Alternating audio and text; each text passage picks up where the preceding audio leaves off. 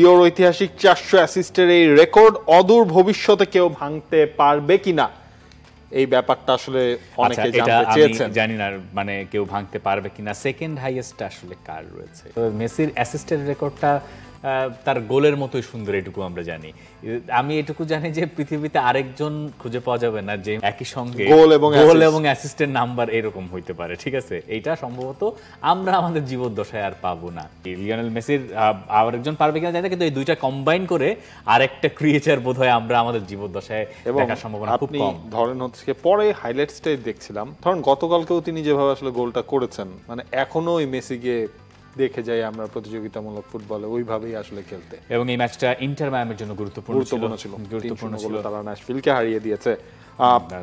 অদূর ভবিষ্যতে আসলে দেখতে পারবো না এটা ফর শিওর, কয়েক যুগ পর দেখলেও দেখতে পারেন।